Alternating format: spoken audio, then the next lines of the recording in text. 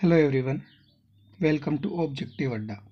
आज हम ऋग्वेदिक काल के 1500 बीसी से लेके 1000 बीसी के बीच में जो भी पहले क्वेश्चन आए हुए हैं ऑब्जेक्टिव एमसीक्यू क्वेश्चन करेंगे, या फिर जो आने वाले हैं किसी भी एग्जाम के अगर आप दे रहे हो जिसमें इंडियन हिस्ट्री आती है तो ये आपके लिए बहुत इंपॉर्टेंट वीडियो होने वाला है। और ये इंडियन हिस्ट्री सीरीज का पार्ट 3 है।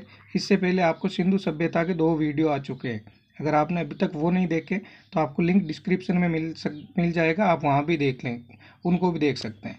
तो चलिए शुरू करते हैं। आज का पहला क्वेश्चन है, वैदिक सभ्यता मूलतः कैसी सभ्यता थी। तो आपको बताना है कि वैदिक सभ्यता मूलतः किस टाइप की सभ्यता थी। क्या वो नगरीय सभ्यता थी, ग्रामीण सभ्यता थी, मिश्रित सभ्यता थी, या फिर इनमें से कोई नहीं। तो आपको वैदिक सभ्यता कैसी सभ्यता थी, वैदिक सभ्यता ग्रामीण सभ्यता थी। अगर इसी की जगह आपको ये सिंधु सभ्यता के बारे में पूछा जाता तो वो नगरीय सभ्यता थी, लेकिन वैदिक सभ्यता थी वो ग्रामीण सभ्यता थी। नेक्स्ट क्वेश्चन पे चलते हैं। नेक्स्ट क्वेश्चन है, आर्यों का मूल स्थान मध्य एशिया था, ये किसने बताया। आपको ये बताना है कि आर्यों का मूल स्थान मध्य एशिया था। तो आप ये किसका कथन है। क्या ये मैक्स मुलर ने कहा था, बाल गंगाधर तिलक ने कहा था, गाइस महोदय ने कहा था, या स्वामी दयानंद सरस्वती ने कहा था। तो आर्यों का मूल स्थान मध्य एशिया बताया था, वो था मैक्स मुलर ने। तो इसका आंसर होगा ए। चलिए नेक्स्ट क्वेश्चन पे चलते हैं। नेक्स्ट क्वेश्चन है, बाल गंगाधर तिलक ने आर्यों का मूल स्थान कौन सा बताया। तो अभी तो पहले क्वेश्चन था मैक्स मुलर ने कौन सा बताया था, अब बाल गंगाधर तिलक ने आर्यों का मूल स्थान कहाँ का बताया था। तो भारत का बताया था, दक्षिण एशिया का, उत्तरी ध्रुव का, या फिर तिब्बत का। तो इसका सही आंसर क्या होगा, उत्तरी ध्रुव का होगा। अगर आपको पूछे बाल गंगाधर तिलक की बुक कौन सी थी, तो बुक थी the arctic farm of the Aryans. इस बुक के अंदर बाल गंगाधर तिलक ने आर्यों का मूल स्थान उत्तरी ध्रुव बताया था। तो चलिए नेक्स्ट क्वेश्चन पे चलते हैं। नेक्स्ट क्वेश्चन है, इससे पहले देख लेते हैं कि जैसे ये क्वेश्चन था कि बाल गंगाधर तिलक ने कहाँ का बताया, तो जिन जिन के कथन जहाँ जहाँ का आर्यों मूल स्थान बताए थे तो जो इम्पोर्टेंट है वो देख लेते हैं। जैसे मध्य एशिया का ये क्वेश्चन अपन कर चुके, मैक्स मुलर ने बताया था। अगर आपको पूछे कि आर्यों का मूल स्थान यूरोप किसने बताया था, तो उसका सही आंसर होगा गाइल्स ने बताया था, यूरोप। और अगर उत्तरी ध्रुव पूछा जाता है तो उत्तरी ध्रुव का आंसर होगा बाल गंगाधर तिलक ने। और अगर ऐसे आपसे पूछे कि तिब्बत आर्यों का मूल स्थान किससे बताया था, तो इसका सही आंसर होगा दयानंद सरस्वती ने। उनकी किताब थी सत्यार्थ प्रकाश के अंदर दयानंद सरस्वती ने आर्यों का मूल स्थान तिब्बत बताया था। तो चलिए नेक्स्ट क्वेश्चन पे चलते हैं। नेक्स्ट क्वेश्चन है, ऋग्वेद के अनुसार आर्यों का सबसे पवित्र स्थान कौन सा था। तो आपको बताना है कि ऋग्वेद के अनुसार आर्यों का सबसे पवित्र स्थान कौन सा माना गया है। क्या वो पाटलिपुत्र है, शिवपुरी है, ब्रह्मवर्त है, या फिर इनमें से कोई नहीं। तो आपको बताना इसका सही आंसर क्या होगा। तो इसका सही आंसर है ब्रह्मवर्त। आर्यों का मूल पवित्र स्थान ब्रह्मवर्त था। तो चलिए नेक्स्ट क्वेश्चन पे चलते हैं। नेक्स्ट क्वेश्चन है, ऋग्वेद काल का समय माना गया है। तो आपको ऋग्वेदिक काल का समय कौन सा माना गया है वो बताना है। 1500 से 600 ईसा पूर्व माना गया है, और 1000 से 600 ईसा पूर्व माना गया है, 1500 से 1000 ईसा पूर्व माना गया है, या 600 से 300 ईसा पूर्व माना गया है। तो इसका सही आंसर क्या होगा आपको बताना है। अगर आपको ये पूछे 1500 से 600 ईसा पूर्व, तो ये तो वैदिक सभ्यता का, जिसमें ऋग्वेदिक काल और उत्तर वैदिक काल दोनों आ जाएंगे। तो इसका सही आंसर होगा ऋग्वेदिक काल का माना गया 1000 से नहीं 1500 से 1000 ईसा पूर्व। तो चलिए नेक्स्ट क्वेश्चन पे चलते हैं। इसका आंसर होगा सी, 1500 से 1000 ईसा पूर्व।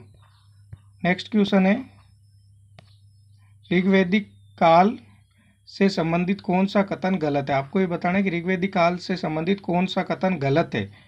क्या उस टाइम राजा जनता द्वारा निर्वाचित किया जाता था। ऋग्वेदिक काल के जो लोग थे उनके प्रमुख देवता इंद्र थे। वर्ण व्यवस्था जन्म पर आधारित थी, और मुख्य फसल यव जो था। तो आपको ये बताना है कि इनमें से गलत कथन कौन सा है। तो राजा जनता द्वारा निर्वाचित किया जाता था, ये सही है। प्रमुख देवता भी इंद्र थे, और मुख्य फसल भी उनकी यव जो ही थी। लेकिन जो वर्ण व्यवस्था थी वो जन्म पर आधारित नहीं होके वो कर्म पर आधारित थी। तो इसका सही आंसर होगा ऑप्शन 3, 3 नंबर ऑप्शन इसका सही आंसर है। तो चलिए नेक्स्ट क्वेश्चन पे चलते हैं। 7 नंबर क्वेश्चन है, झेलम नदी का प्राचीन नाम क्या था? तो आपको बताना है कि झेलम नदी का प्राचीन नाम क्या था। क्या विपाशा था, वितस्ता था, इंडस था या सदानीरा था? तो इसका आंसर क्या होगा? इसका सही आंसर है वितस्ता था। झेलम नदी का पुराना नाम वितस्ता था। तो चलिए नेक्स्ट क्वेश्चन देख लेते हैं। नेक्स्ट क्वेश्चन में आपको यहाँ पे जितनी भी नदियाँ थी उनके पुराने नाम दिए हुए, तो आप एक बार वीडियो को पॉज करके भी देख सकते हैं। जैसे परूसनी आपको पूछा जाता है कि प्राचीन कौन सी नदी का नाम था, तो रावी नदी का प्राचीन नाम परूसनी था। जैसे ही झेलम नदी का अपन कर लिया वितस्ता था, काबुल नदी का कुंभा था, घग्गर नदी का हस्तद्वती था। ऐसे आप देख सकते हैं सतलज का सतुद्री, चिनाब का अस्किनी नदी, व्यास का भी पूछा जाता है बहुत बार, विपाशा नदी था, सिंध का सिंधु। ऐसे आप ये वीडियो पॉज करके भी यहाँ पे देख सकते हैं, काफ़ी इंपॉर्टेंट है ये। जैसे रेलवे हुआ, एनटीपीसी के अंदर, डी ग्रुप के अंदर, ये डायरेक्ट फैक्ट के अंदर ये क्वेश्चन पूछा जाता है, तो आपके लिए काफ़ी इंपॉर्टेंट है।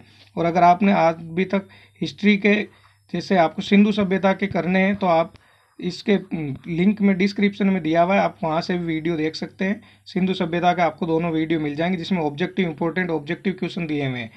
और अगर आपको ये वीडियो आपके लिए यूजफुल लगता है तो आप चैनल को सब्सक्राइब करके शेयर भी कर सकते हैं। तो चलिए नेक्स्ट क्वेश्चन पे चलते हैं। नेक्स्ट क्वेश्चन है ऋग्वेदिक काल की सबसे बड़ी इकाई कौन सी थी? आपको ये बताना है कि ऋग्वेदिक काल के अंदर सबसे बड़ी इकाई कौन सी थी। तो इसका क्या वो जन थी, क्या वो विश थी, क्या वो कुलपति थी या फिर ग्राम थी? तो आपको ये बताना है कि ऋग्वेदिक काल की सबसे बड़ी इकाई कौन सी थी। तो ऋग्वेदिक काल के अंदर सभी को ये मोस्टली इजी क्वेश्चन है, सबको बताया कि जन ऋग्वेदिक काल की सबसे बड़ी इकाई थी। तो चलिए नेक्स्ट क्वेश्चन पे देख लेते हैं। नेक्स्ट क्वेश्चन से पहले एक बार ऋग्वेद, ये क्वेश्चन भी एक बार स्टेट पीसीएस में पूछा हुआ है। ऋग्वेद के अंदर शब्द पूछे जाते हैं, ऋग्वेद के अंदर जन शब्द कितनी बार आया, विश शब्द कितनी बार आया, तो ये आपको याद रखना। जैसे जन शब्द पूछा जाता है तो 275 275 बार जन शब्द आया हुआ है ऋग्वेद के अंदर।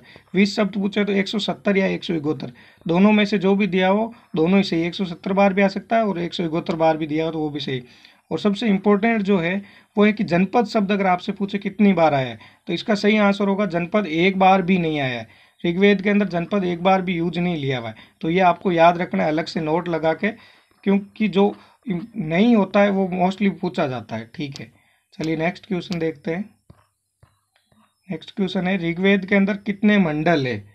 तो क्या 5 मंडल है ऋग्वेद में, 10 मंडल है, 20 मंडल है या फिर 23 मंडल है? तो इसका क्या सही आंसर होगा? ऋग्वेद में कितने मंडल है? ऋग्वेद में 10 मंडल है। तो चलिए नेक्स्ट क्वेश्चन देख लेते हैं, 10 नंबर।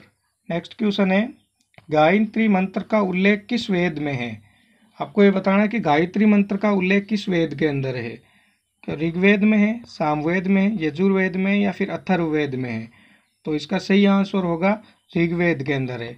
और अब जो आगे के जो जैसे उत्तरवेदी काल का वीडियो भी आपको इसके कल ही मिल जाएगा, तो आपको हर सब टॉपिक के कम से कम 50 से 100 क्वेश्चन इस चैनल पे मिलने वाले हैं, जो पहले आ चुके हैं या फिर जो आने वाले बहुत इंपॉर्टेंट क्वेश्चन है। तो आप इस चैनल को सब्सक्राइब करके रखिए और जब भी वीडियो आएगा तो आपको पता चले। ठीक है, चलिए नेक्स्ट क्वेश्चन देख लेते हैं। नेक्स्ट क्वेश्चन है ऋग्वेद में सबसे पवित्र नदी किसे कहा गया है? आपको बताना है कि ऋग्वेद के अंदर जितनी भी नदियां थी उनमें सबसे पवित्र नदी किसे माना गया? गंगा को, यमुना को, सरस्वती को या फिर ब्रह्मपुत्र नदी को? तो इसका सही आंसर क्या होगा? इसको ऋग्वेद की सबसे पवित्र नदी कौन सी मानी गई है? सरस्वती नदी को ऋग्वेद की सबसे पवित्र नदी माना गया है। चलिए नेक्स्ट क्वेश्चन देख लेते हैं। नेक्स्ट क्वेश्चन है सत्यमेव जयते कहाँ से लिया गया है? आपको ये बताना है कि सत्यमेव जयते कहाँ से लिया गया है, कौन से उपनिषद से लिया गया है? ऋग्वेद से लिया गया है, शतपथ ब्राह्मण से लिया गया है, यजुर्वेद से लिया गया है या फिर मुंडको उपनिषद से लिया गया है? तो ये वैसे बहुत बार क्वेश्चन पूछा जाता है और मोस्टली सबको पता ही होता है। इसका सही आंसर है मुंडको उपनिषद। रेलवे एनटीपीसी के अंदर भी बहुत अब की बार 3 से 4 बार क्वेश्चन रिपीट हुआ था ये। तो चलिए नेक्स्ट क्वेश्चन देख लेते हैं।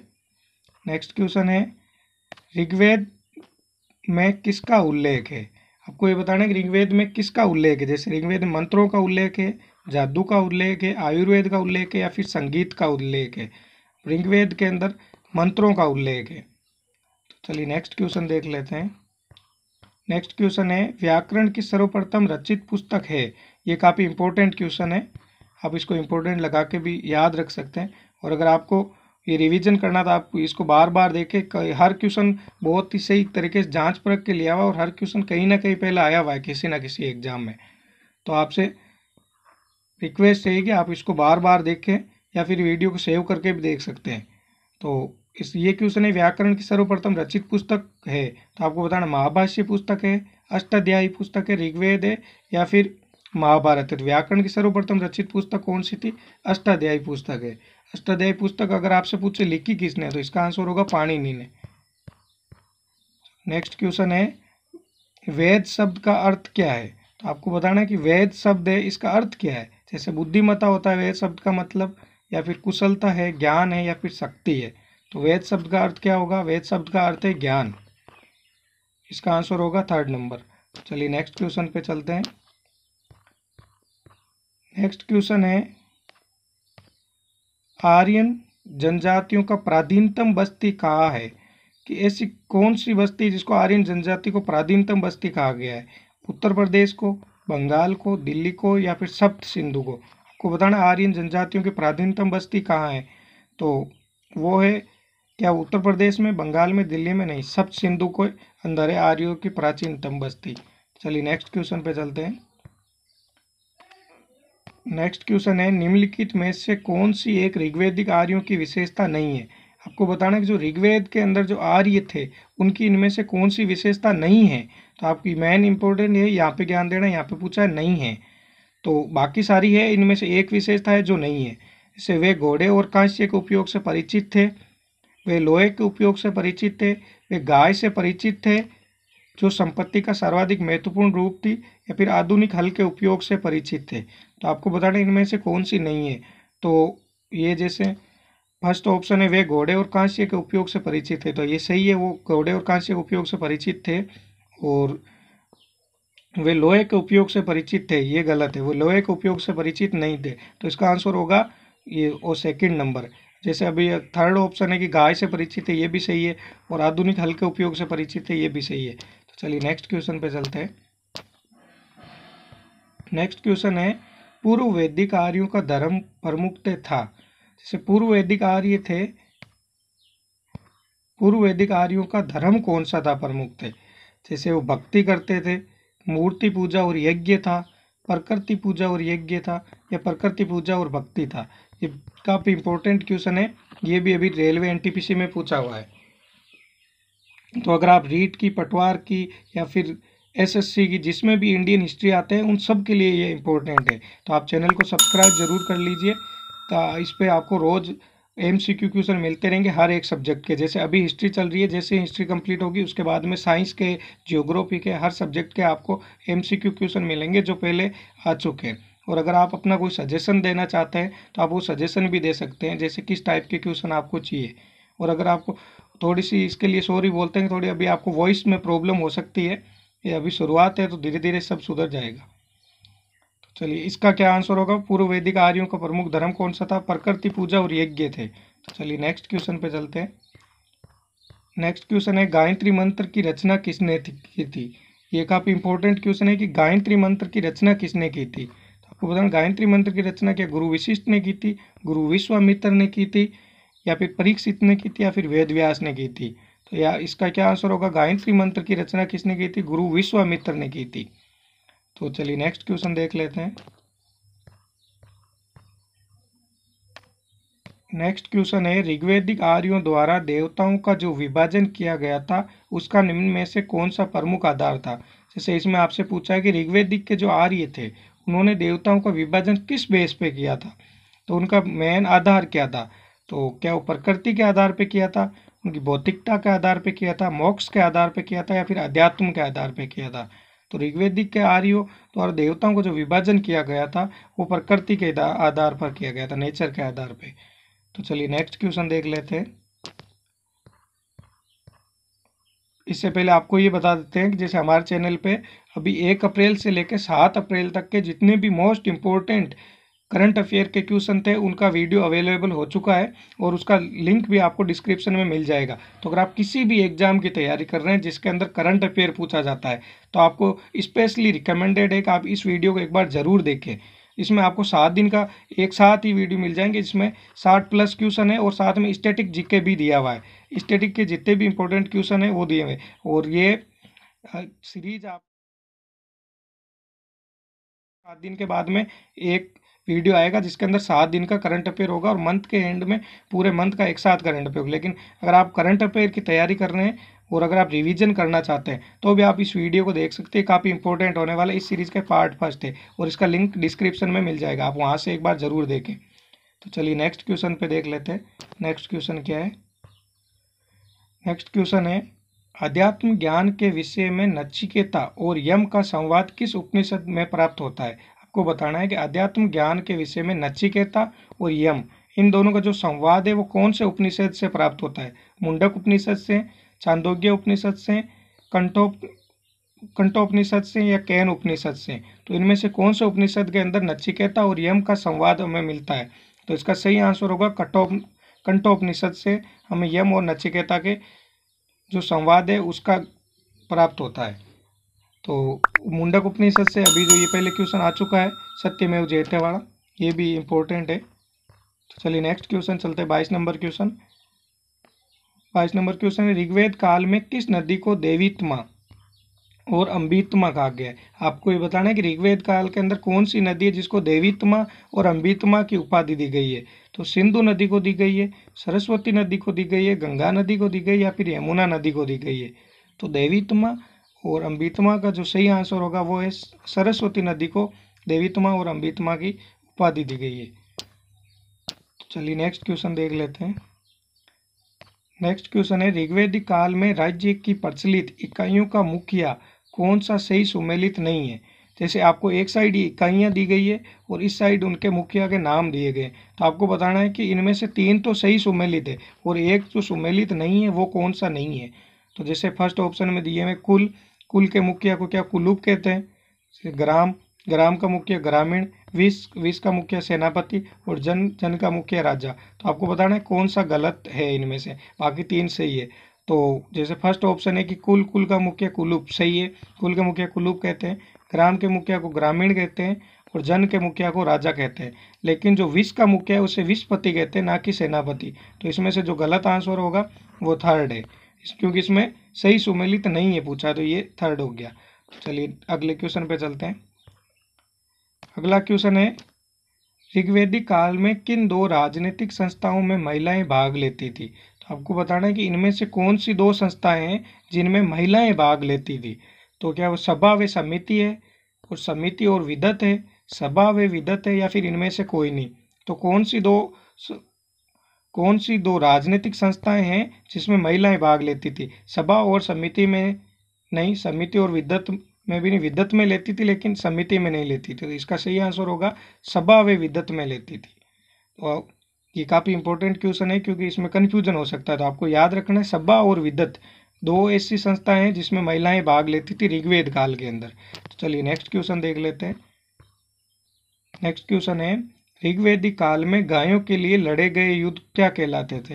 ये बहुत ज़्यादा इंपॉर्टेंट क्वेश्चन है, ये कम से कम हर तीसरे एग्जाम में आपको ये क्वेश्चन देखने को मिल जाएगा। जो अच्छे लेवल के एग्जाम हो, जैसे स्टेट पीसीएस वगैरह के जो एग्जाम होते हैं उन सब में आपको ये क्वेश्चन को देखा जाता है। तो इसमें ऋग्वेद काल के लिए गायों के लिए लड़े गए युद्ध को क्या उनको यज्ञ कहते थे, या फिर गविष्टि, या पर्शनविनाक, या फिर युद्ध? तो आपको ये बताना है कि गायों के लिए जो युद्ध लड़ा जाता था उससे ऋग्वेद काल में क्या कहते थे? तो इसका सही आंसर होगा गविष्टि। तो ये आज के 25 क्वेश्चन हो चुके हैं। अभी जो नेक्स्ट जो 25 क्वेश्चन है वो इसके सेकंड पार्ट में मिल जाएंगे, जल्दी आपको सेकंड पार्ट का वीडियो मिल जाएगा। ये एक साथ 50 क्वेश्चन इसलिए नहीं करवा रहे ताकि वीडियो बड़ा नहीं हो, आपके कम से कम टाइम के अंदर ज़्यादा किए जाए और बेस्ट से बेस्ट क्वेश्चन लाने की कोशिश की जा रही है। तो अगर आपको ये वीडियो यूजफुल लगा हो तो आप चैनल को सब्सक्राइब करके रखें, जिससे नेक्स्ट वीडियो जब भी आए तो आपको नोटिफिकेशन मिल जाए, और शेयर करें दोस्तों के साथ में। और आप हमें इंस्टाग्राम टेलीग्राम पे भी ऑब्जेक्टिव अड्डा नाम से फॉलो कर सकते हैं, वहाँ भी आपको डेली क्विज मिलती है। तो अगर आपकी कोई जो भी सजेशन हो आप हमें कमेंट करके बताएं, उसको ज़रूर सुधारने की कोशिश की जाएगी। Thank you so much.